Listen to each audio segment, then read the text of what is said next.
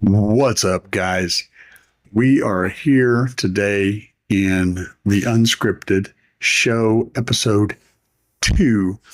And that's a little hot, isn't it? Let's move that back just a little bit. Um, I've run into some problems in my world, and I did a little bit of math. And I'm going to tell you about this math that I did because you know how much I love to math. Um, I did a quick estimate of the amount of time. I've got almost 400 videos on this channel.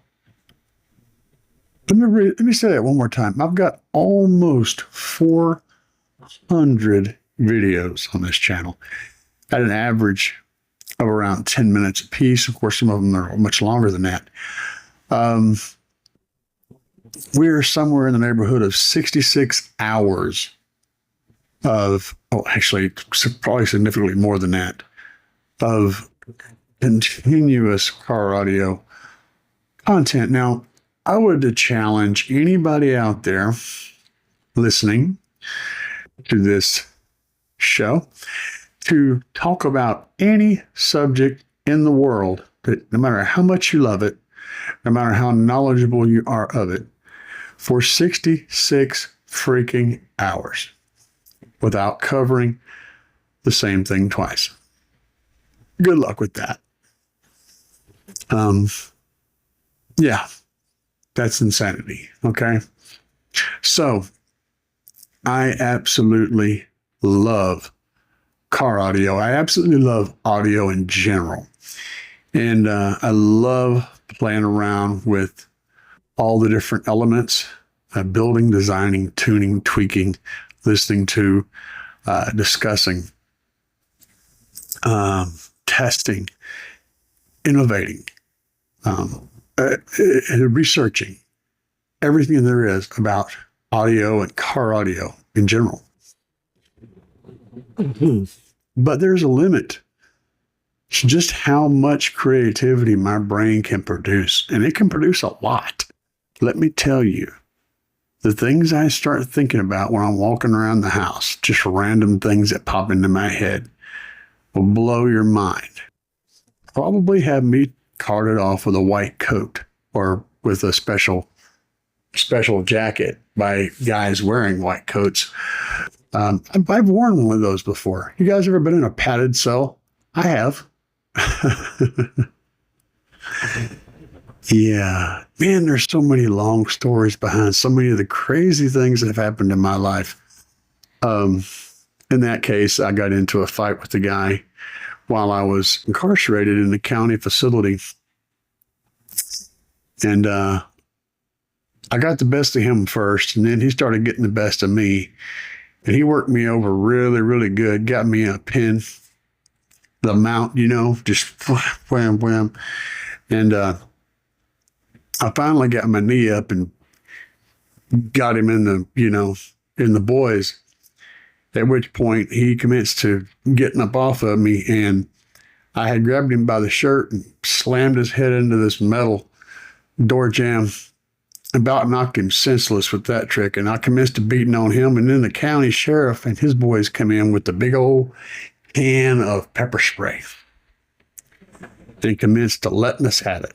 Well, I had so much of a beating that I wasn't done. And I just kept working on the boy. They got me in the face, head, I was soaked. I looked like they had took a water hose to me, and it was all pepper spray. I couldn't see, and I was still doing this guy up. Well, one of the county boys grabbed me and was trying to pull me off the guy. And I couldn't see. I didn't know who grabbed me. So I just come around my elbow and caught the boy in the side of the head. And he let go. He let go and fell back there. And I come back and caught him again in the side of the head. Figured I'd finish the job. And about this time, I got tackled by a bunch of people. And then they threw me in the padded cell. I couldn't see anything. And they come in there 2 or 3 times and threw buckets of water over my head to wash off the pepper spray. Um, yeah, it was a bad day. It was a real bad day. I stayed in there for like, I don't know, nearly a week, I think. See, I've always had an interesting temper. I don't get mad easy. I'm very difficult to anger. I'm very calm and collected, like pretty much all the time. But when you get me mad and get me good and mad, I don't come down from that quick. I stay mad, you know, and I just kind of go a little bit crazy, and it served me well so far in my life. It's got me out of some bad situations, but fortunately, I've never took anybody out during that time, which I very much would, I suppose, but I haven't, so that's good. Um, yeah, it is what it is. This is a completely personal, off subject kind of thing, but this is off topic. So we're an unscripted, you know, this is how this goes. Um, so I piddle around now with all sorts of things to keep my brain occupied because my days are very long and very boring. And I find myself experimenting with all sorts of sound and music oriented things, some of which is creating music using an AI tool. And so I write all my lyrics and I feed them to the AI, bits and pieces. And I struggle with keeping the AI doing something that makes sense. And after a while, I finally get something that I can put in Audacity and work on for a long time. And at some point, I actually, about one time out of 10, I actually get a pretty good track out of that. And I'm pretty proud of how it all comes out. Then I upload it to SoundCloud. So if you guys are interested in listening to any of these tracks that I've created, just look down there in the links below and you'll see the one for my playlist in SoundCloud. Just pull it up and pick through it. I also use this music that I create in all of my YouTube videos. This is what I use to keep from having to deal with copyright strikes. Elsewise, I would definitely be playing, you know, Lionel Richie and AC/DC and Eagles and a lot of other great bands. Really, really good music. But copyright strikes, you know, it's a thing. And even if I don't get a strike, the video gets demonetized. And for those of you who don't know any better, my sole source of income at this point in my life is this right here. So when you say, well, you know, I'm sure there's plenty of you going, man, his content's just not no good anymore. He's just running out of stuff to talk about. He's uploading all kind of crazy stuff. Well, you're right. I am, because, you know, I got to feed the chickens, you know? So I do what I can to keep my content original and to not delve into the dark places on the internet that a lot of content creation is done. And I have prepared something, though, that I want you guys to see, to give you an idea of the difference in what I do and what the vast majority of the other channels that are quite monetarily successful do.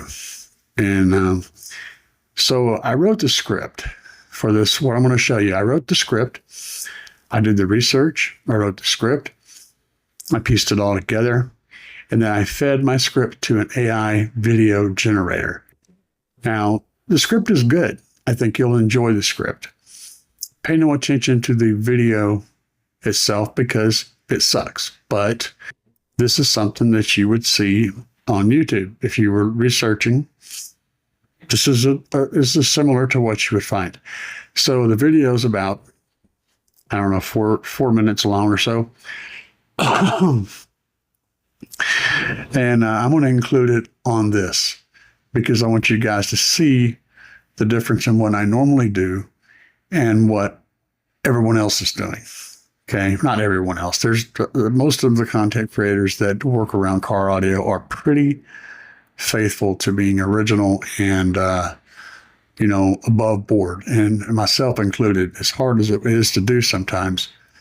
This is what I do.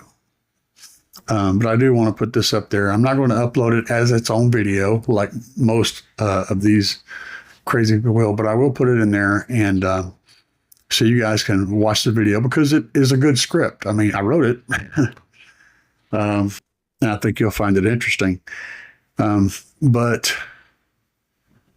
well, we'll put that in here right now. History of car audio. Early years, the 1920s to the 1930s. In the 1930s, car radios were a significant technological advancement, but they were also quite rudimentary compared to today's standards. The first car radios were essentially house radios with the components placed wherever they'd fit, such as under the seats or on the running board. Installation was a complex process that could take several days. The dashboard had to be taken apart to install the receiver and a single speaker, and the roof had to be cut open to install the antenna. These early radios ran on their own batteries, not on the car battery, so holes had to be cut into the floorboard to accommodate them. Due to the scarcity of radio stations, a large stationary antenna was needed for effective reception in a car. Early photos show some laughable antenna configurations, resembling a clothesline hosted by poles attached to the front and rear bumpers. Slightly better iterations involved weaving antenna wire into the roof or running it beneath the car. Several manufacturers in the USA, including Advance Electric Company, Allied Radio Corp., Atwater Kent, Automatic Radio MFG Company, Automobile Radio Corp., Carteret Radio Labs, Moto Radio, Hyatt Electric Corp., and Roth Downs Manufacturing Company were among the early pioneers in car radio production. Despite the challenges, the introduction of car radios was a significant step forward in automotive technology. However, there were concerns about their potential to distract drivers. In 1930, laws were proposed in Massachusetts and Missouri to ban automobile radios, and a poll in 1934 found that 56% of people thought car radios were a dangerous distraction. So what do you guys think about it? I mean, I know it's canned, it's AI, it's soul destroying to me. I just can't stand the whole idea. Even if the video was perfect, even if it was really, really amazing and did all the right things and gave you the right stuff, and even if the guy's voice was perfect and he sounded natural, and it just soul destroying to me. I can't stand the idea of doing such a thing. A part of me really hates doing the AI music, but another part of me really likes writing songs, and I really like writing lyrics, and I can sing, and I can play guitar, and I can put together musical pieces, but I can't do that nowhere near as well as the AI can whenever it's beat into submission. I've also got arthritis in my hands and my knuckles, so playing guitar is quite painful sometimes, and so that kind of sucks. I've got more broken parts than parts that aren't broken. I'm just a mess, you know? So, and again, this is just a, it is what it is video. I have to deal with what I have to deal with, as we all do. And I'm trying to make a living doing this at this point. It's not for me anymore. It's not just a hobby as it was, years ago when I first started my first YouTube channel. And I had 20,000 subscribers, 24,000 subscribers, I think. I had brands reaching out to me all the time, wanting me to do stuff, but I wasn't interested in making money at that time. I was just enjoying making content. I didn't make near as much, but I had over 1,000 videos on that channel.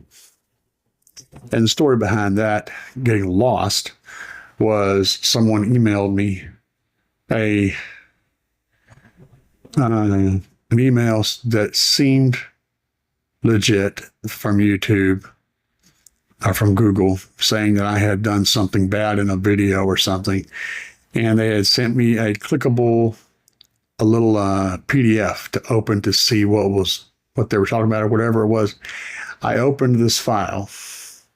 Big mistake, huge mistake, and it ran a script which went through my browser and copied all the metadata in my browser. And then their little software they were using pulls all the passwords and all the stuff out of that metadata. So within a couple of minutes, they had went into my YouTube account and changed the passwords, all the two-party, all the 2 and 3 step verification. They changed all that stuff. Changed phone number, changed email, changed addresses, changed everything, so that I had zero access to the account, and I had zero ways to prove that it was my account. And they took complete control over it, went through and shut off all my videos. And then they uploaded some kind of video that was some kind of spam to get people to click on something. And I don't know, it was something bad. I don't really know exactly what it was, but it ran for, I guess, for maybe a week or two, and then they took the channel down completely. So I tried. I was out on the road driving a truck at the time, and I couldn't hardly sleep, dude. I was absolutely furious and depressed and sick to my stomach because this channel was years and years and years old, and I had put a lot of time into it, and I really, really was upset about losing it. And I tried and I tried and I tried to get it back, and finally there was no responses from YouTube. I wasn't big enough to be able to have my own YouTube, person to talk to fix the problem, and I lost it. I just lost the channel. So I ended up creating another channel. Well, not long after I had created this new channel, so right after this train wreck, right, I started having trouble urinating, and started, that was causing me to not be able to go to the bathroom very well, which means I was going to the bathroom often, badly, very exhausted, very tired, lots of problems, which inspired me to go see a doctor, which led to the discovery of cancer and all these other things. And then the treatments took me out of the truck completely. So I lost my YouTube channel, and I lost my career, and I lost my health all at once. And then I said, well, I've got to start here and get back up, right? And so that's what I did. I built this new channel, and I started putting it to work, making it into something that could help provide income for my household, and at least pay for my own things, maybe possibly create enough of a legacy to be able to leave the residual revenue from my YouTube channel after I die to my wife, so she could have that. This is my goal. I mean, when all you got's a hammer, everything's a nail, So that's what I've been pushing towards, trying to accomplish. And it is a long process, and it's one step up and 5 steps back. You're climbing a muddy hill the whole time. So yes, I have been trying to commercialize my channel because I just need to. I need to sell custom speaker pods because I make money from that. I'm going to be also doing something with Trunk Thunder Lithium, and we're going to be working with them. So I'm going to try to make money from that also. Trying to get a deal going with USMs. Try to make money from that also. So as these things move forward, it's out of necessity, and if you aren't interested in participating with that, if you don't want to hear me talk about amazing companies that I thoroughly believe in, then that's fine. I can't help you there. I'm just trying to make a living. And part of that includes me being commercial about my business, because this is a business. I mean, to do something that I enjoy, talk about something that I enjoy, have a community of people that enjoy my videos and enjoy interacting with me on a regular basis. I try to help you guys with your bills. When you ask me questions, I research stuff for you. I look it up. I try to find the thing you're needing to know. If you're wanting something about one of my videos, I go back in my videos and I try to find the videos where I talk about this or that and give you those links. I try to help every single person in the comment section, because that's what I do. At the same time, I've got to try to keep the business making money. That's what I have to do. It's all I have. And I hope you guys understand that.